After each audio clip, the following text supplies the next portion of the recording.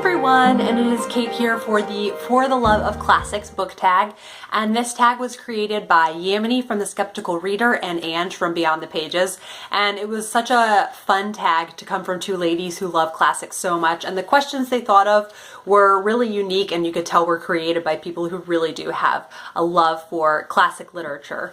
And the first question is, why do you read classics and how often do you read them? How often I read them? I'm reading them all the time. I'm often only reading one at a time, or if it's maybe a more modern classic, I can read a modern classic at the same time as reading a more chunky, sort of intimidating one. Like right now I'm reading War and Peace, and that kind of is so intimidating to me that I'm letting the rest of my reading be very light. But why I read classics is because they stay with me better than any other form of literature.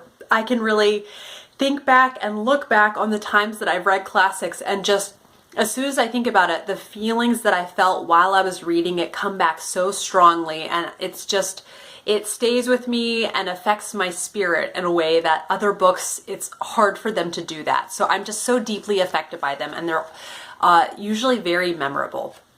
The second question is, what is a period or country or culture you haven't read many classics from and would like to? And the first is the Georgian era in England, because Jane Austen would have read a fair amount of Georgian literature. And so I did put Evelina on my spring TBR by Frances Burney. She was a Georgian author, but there's also Maria Edgeworth, who wrote a whole slew of books. And then there are other Georgian authors. I know I looked around on Goodreads and was able to find some. And so I made a whole Georgian to be read, pile. And so I would like to explore Georgian literature more because, mostly because it just inspired Jane Austen. And then the second is Russian literature. The only big Russian classic that I have read thus far is Anna Karenina by Leo Tolstoy. So now I am getting to War and Peace, and I'm just noticing there is such a richness and a depth to Russian literature that has such an ambience and really just distinct atmosphere to it, and it's just really awesome.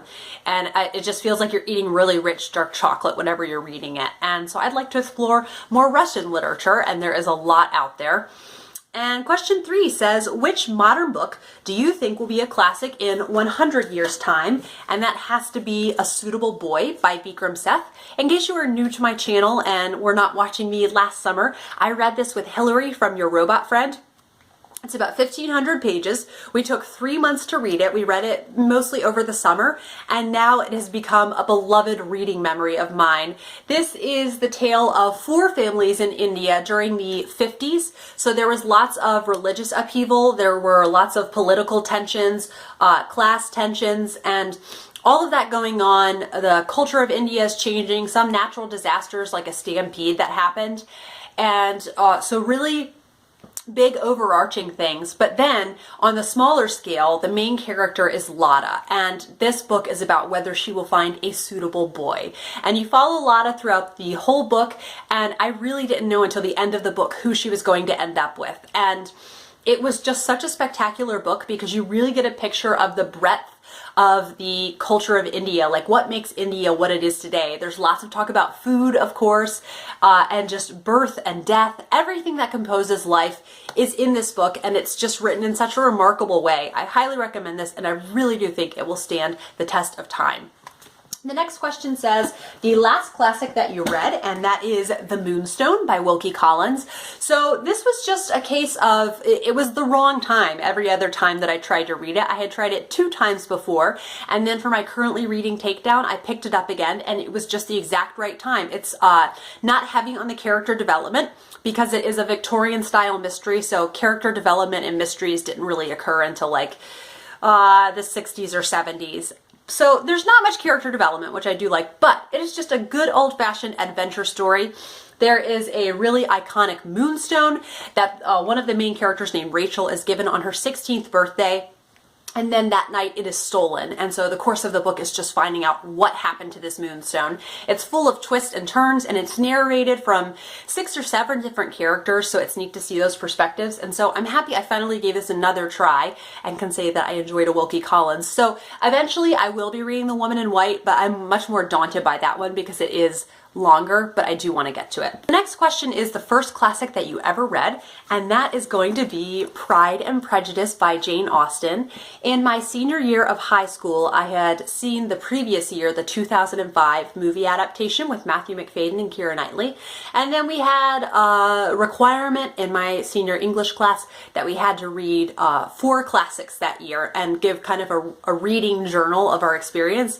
And so Pride and Prejudice was one of my picks, and I was absolutely blown away by the skill Jane Austen had with the pen, but also the whole range of the colorful cast of characters that she had, the humor. That Pride and Prejudice is laugh out loud funny, and but some of it is very subtle humor. And then of course in consequent rereads of this, I notice new things every time. But I was just absolutely swept away by also the kind of charm of the backdrop of these balls and just beautiful house. It's this really insightful look into people and human nature set against a beautiful backdrop. So I really enjoyed Pride and Prejudice upon my first read. The next question is, what are your favorite classic book covers? Now, I did a video a while back where I talked about a pet peeve I have with classic book covers is where they look generic, where it's just a painting of a field that looks like every other field, or just a painting of a generic looking woman. So the classic covers I'm going to show you,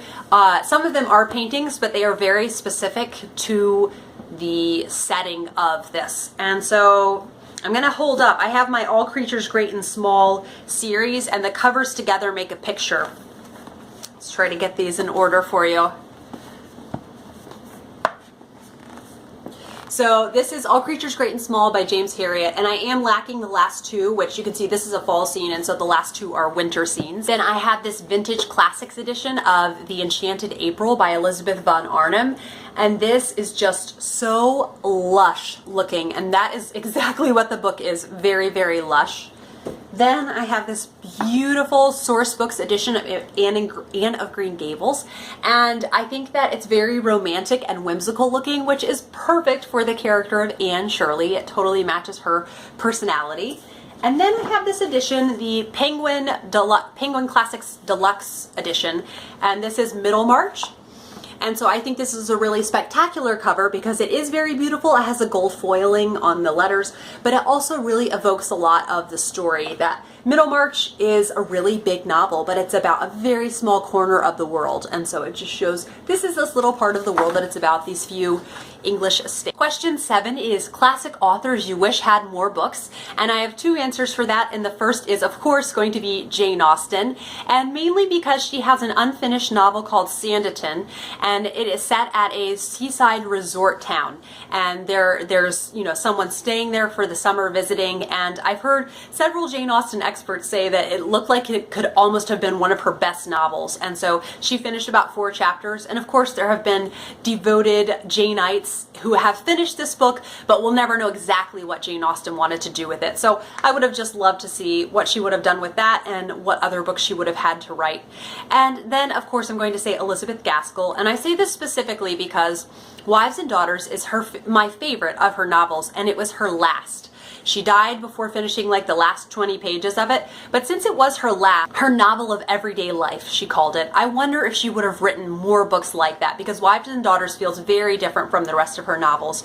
And so I really wish that if she had written more, if they were like Wives and Daughters, that I could have read them. So those are my 2 answers, Elizabeth Gaskell and Jane Austen. Question 8 is your least favorite classic, and I don't like answering this because I don't like talking about these books on my channel. I really don't bring them up much because I don't like to talk about them. But briefly, the first is The Great Gatsby by F. Scott Fitzgerald.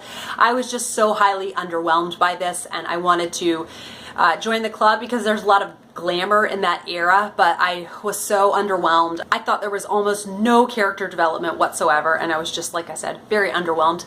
And the next one is A Tale of Two Cities by Charles Dickens. So I do consider him one of my favorite authors, but I hate A Tale of Two Cities. It bored me absolutely to tears. I think it was his attempt at writing historical fiction, and he's just better at other kinds of novels. So I did not enjoy A Tale of Two Cities, and I would be happy if I never read it again. Question 9 says, your favorite translated classic, and I have 2 of those. The first is Les Miserables by Victor Hugo. I read this a few years ago before the big movie came out. I wanted to have that background, and I just found I was really happy that I had read the book because the emotional connection I had with it was so increased by reading the book, and then I was able to go into the movie and have all of these scenes that aren't able to be included in a movie. It would be far too long, and I was able to have that sort of background to really engage with the movie.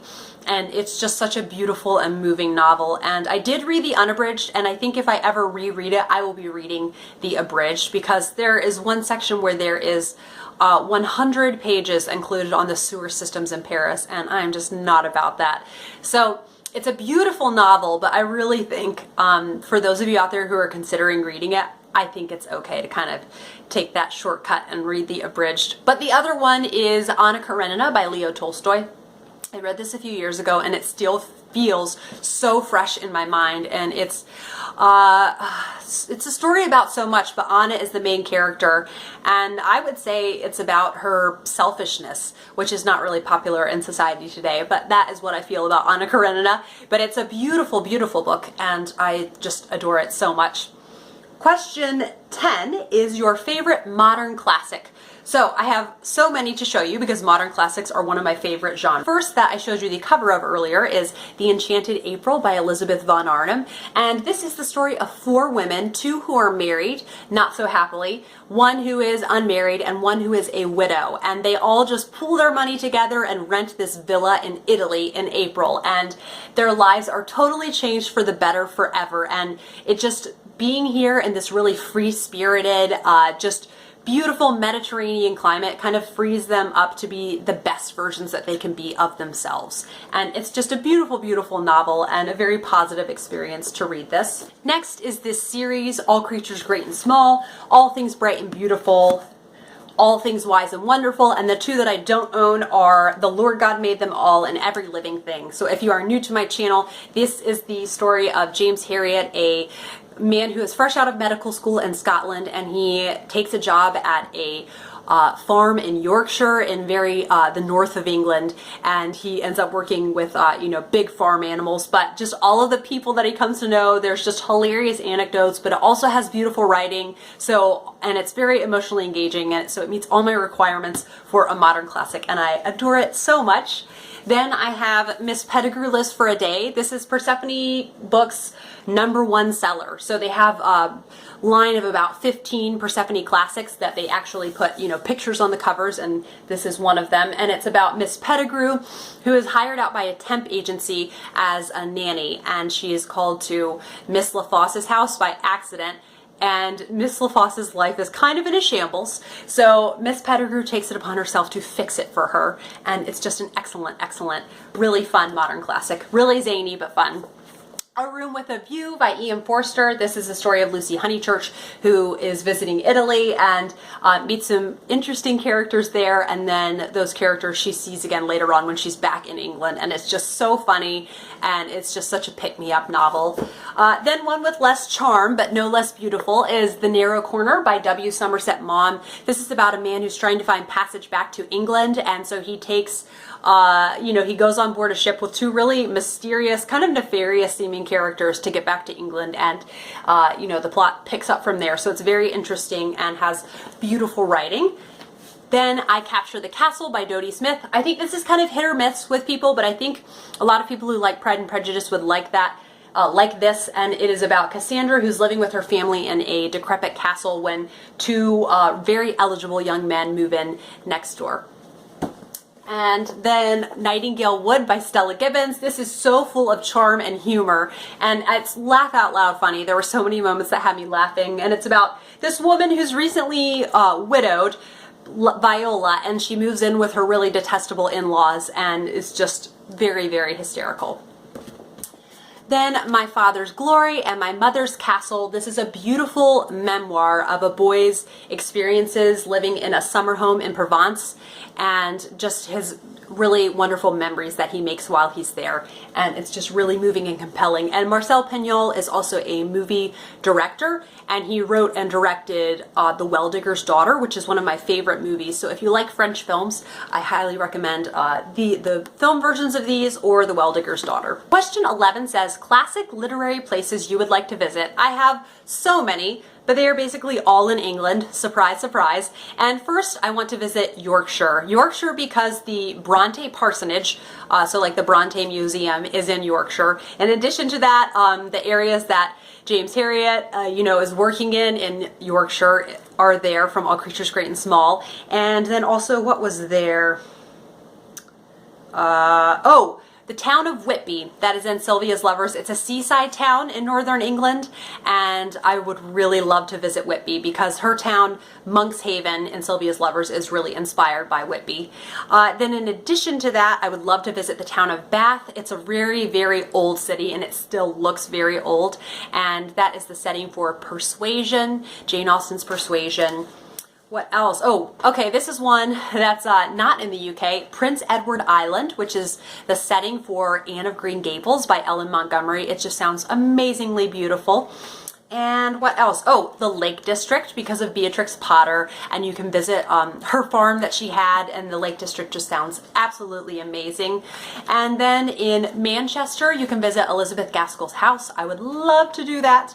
And then the Peak District, which Elizabeth Bennet and her aunt and uncle visit in Pride and Prejudice, and then you can also see what the Peak District looks like in the movie versions of Pride and Prejudice. Question 12 is the first classic you would recommend for a child, and so I will absolutely say Anne of Green Gables by Ellen Montgomery. I think this is a very accessible classic, and it does have some words here and there that maybe a child wouldn't recognize, but then it's a way to really expand their vocabulary and have wonderful conversations with them. And I think Anne is just a great role model to have as she really grows and matures in this series.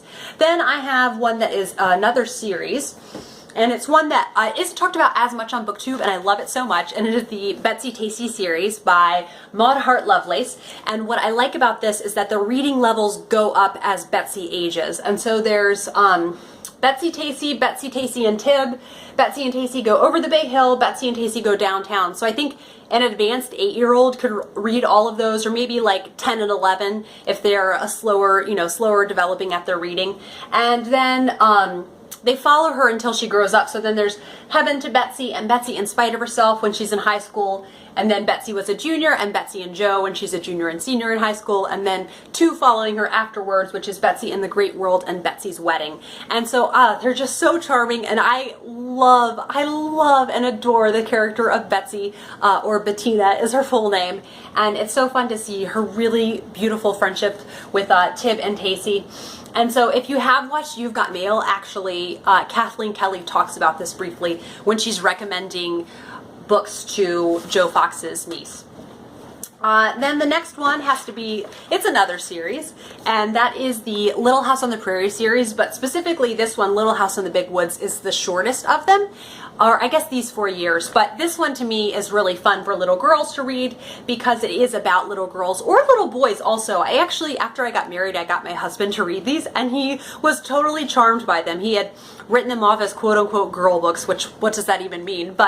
And he read these and he absolutely loved them. So they're just really elegantly simplistic, and there's, just such an elegance to her writing. She just tells stories with interesting details, and you get to hear about how they made their houses. This is the pioneer era, and there's just something so wonderful about them. And Pa and Ma Ingalls were just the best parents ever, and Ma has such a positive spirit about her, and Pa is such a hard worker and just so there for his family. So I absolutely love this series, and this is actually, I think, my favorite in the series, maybe tied with Little Town on the Prairie. And then next and last but not least is Little Women by Louisa May Alcott. I know this is a little sugary sweet for some people, but I don't understand when people complain about it. It's about nice people being nice to each other. I don't know why that has to be sugary sweet. I like that. So I adore Little Women, and it's the story of the 4 March sisters, Meg, Jo, Beth, and Amy, and you just get to see them persevere and work through hard times. And I think it's a novel of really strong women just being really tough as nails. It was a really hard time in America, and so I think it's really just an awesome, like, women, female friendship, and just to see these sisters really close is really special. And as a sister, I think it is really neat to see this portrayed. And then the next question says, the mistitled classics. I don't really know if I have anything for this. The only thing I can think of is The Great Gatsby. I don't know why it's titled that, because I don't feel that you get to know Gatsby at all, and so I think it should just be like the life of the rich and famous. I don't have anything really quippy, but I just think it's mistitled. The question 14 is your favorite classic. So I'll narrow it down to Victorian, and that is, of course, Wives and Daughters by Elizabeth Gaskell. Has my favorite heroine of all time, Molly Gibson. It's kind of a Cinderella retelling, but it also has so much humor, and it's so full of characters that you just come to know and love, and I can't shut up about Wives and Daughters. And next is who I tag. I tag Katie from Life Between Words, Acacia Ives, Rebecca at the Book Nester, Molly de Maltenier, Sarai at Sarai Talks Books, Stephanie from That's What She Read, Hillary from Your Robot Friend, Kristen from Vienna Waits Books, Marissa from Blatantly Bookish, April from Getting Hugo With It, who's a great new channel, and Sylvia from Sylvia K. And then, oh, I just had another thought, Bree at Bree Hill. So I think none of them had been tagged yet. So please, ladies, if you would like to join in, and if you also are a really new channel and you don't think you would get tagged for this, consider yourself tagged, because I know what it's like to be a new channel. And I will see you guys for another video soon. Bye, guys.